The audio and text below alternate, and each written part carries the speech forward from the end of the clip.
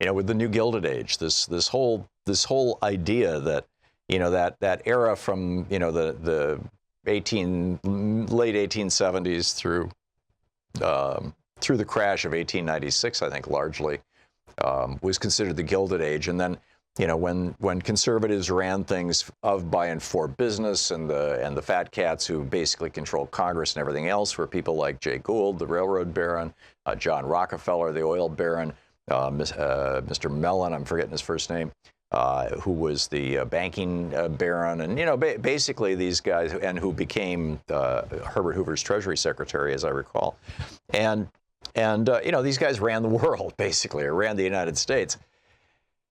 And then, of course, there was the progressive era right after the assassination of McKinley in 1901, when Teddy Roosevelt became president, and Taft after him, two relatively progressive Republicans. Teddy Roosevelt brought us the national parks and the inheritance tax, and all kinds of good stuff.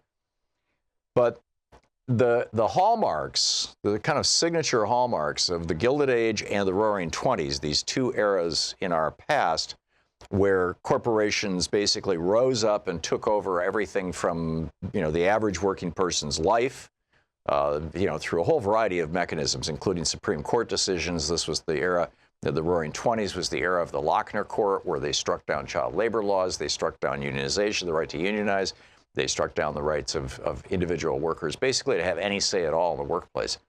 And today, right, we've got these three eras that were all governed by conservatives. Now, in the Gilded Age, the conservatives called themselves Democrats because the Republicans were the anti-slavery party, although they kind of got into the same bed there for a while. And in fact, Grover Cleveland was the only Democrat who was elected president during that entire period, from the end of the Civil War until after Taft, with Woodrow Wilson.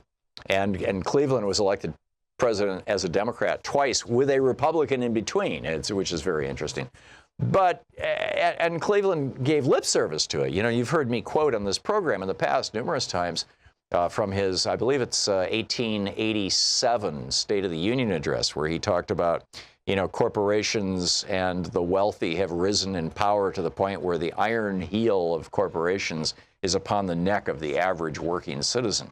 So, and you can, Google that or look it up. It's in a bunch of op-eds that I've written too. You can easily find it by searching on my name and Grover Cleveland. But here we are again, right? I mean, the signature, the hallmark characteristic of these three eras, the one we're currently in, the Gilded Age, the late 1800s, and the Roaring Twenties from 1920 to 1929, probably the two singular hallmarks of those eras are, number one, the very rich, and I'm talking the top 1% to the top 1/100th of 1%, got insanely rich, while working people either got flat, either their wages were flat or they actually declined. That happened in all three of these eras.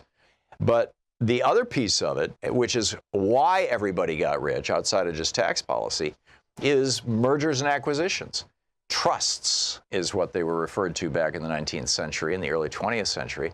And that's why Teddy Roosevelt was so successful, so effective from 1901 till, 1908 when he was president.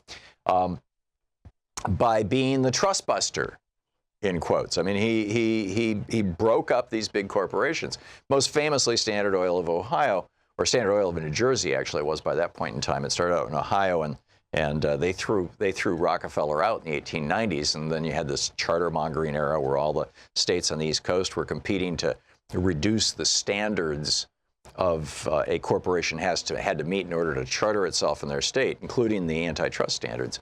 And New Jersey ended up with Rockefeller's business. Delaware ended up the most successful. But anyhow, that led to this explosion of mergers and these trusts. And here we are again. Trump's Justice Department just approved a $69 billion merger between CVS, the nation's largest drugstore chain, and one of the 5 largest health insurance companies. And I'm not sure where they rank in that 5, but Aetna. And I'm pretty sure Aetna's where, I'm not certain of that, so I'm not going to go down that road. But anyway, this is the largest health insurance deal in history. And, the purpose, Robert Reich is writing about this over on his blog at robertreich.org.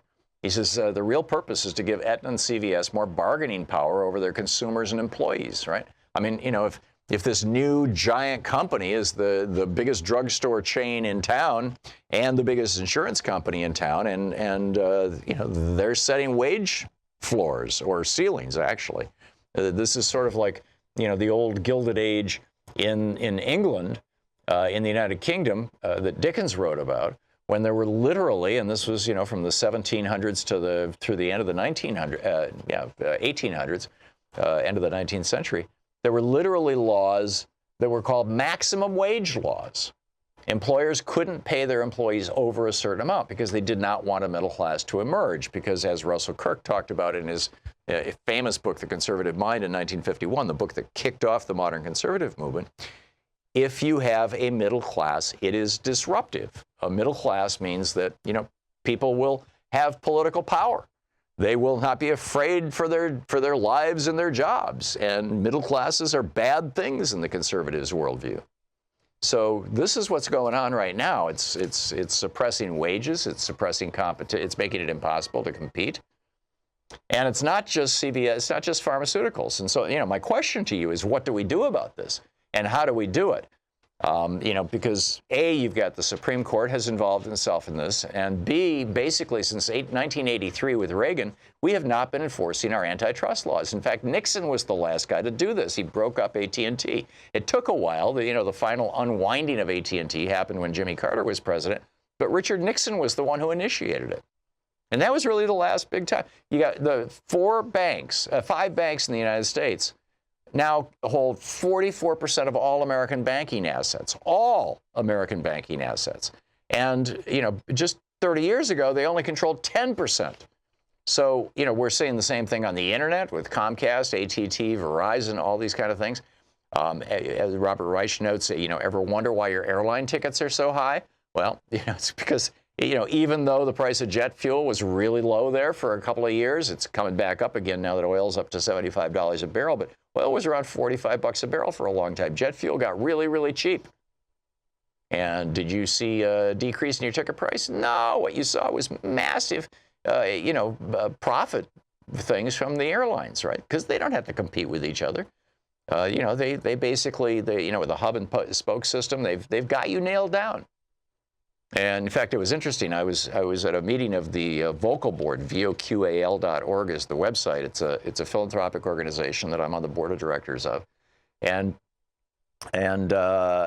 talking to people about, you know, everybody was going home Sunday afternoon, right? And I flew nonstop back to Portland. You know, on United, I fly United a lot, but there were other people who, you know, there's one person who was flying back to Portland on Alaska Airlines going through Seattle, right, just to get the miles. It's like the airlines have us locked down. And then you look at this, you know, Monsanto alone owns the key genetic traits to more than 90% of the soybeans planted by farmers in the United States and 80% of the corn. Tell me this isn't a monopoly. The 4 largest food processing companies control 82% of beef packing, 85% of soybean processing, 63% of pork processing, 53% of chicken processing. And, you know, on and on and on this goes. This is literally the new Gilded Age. And at the same time, we are using tax policy to supercharge this, to make this, you know, to give these big corporations even more money that they can use for mergers, and also to widen the racial wealth divide. The Institute on Taxation and Economic Policy, ITEP, just released this amazing new report. This is the first quantitative analysis to actually look at the racial consequences of the Republican tax scam.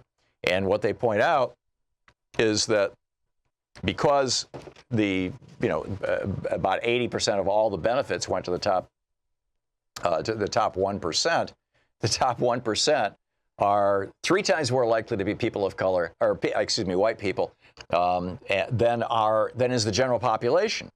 So, as a consequence, white families are 3 times, you know, got 3 times the benefit. Households of color are largely excluded from any benefits from the Tax Cuts and Jobs Act benefits. This, you know, the Republican tax scam.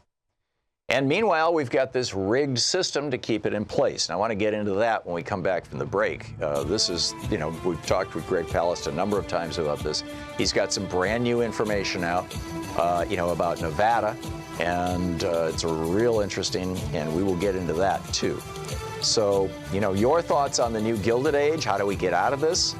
Historically, by the way, just, as a point of reference, the way that we've gotten out of these Gilded Ages in the past is through massive crashes. The Great Crash of 1896, the Great Crash of 1929.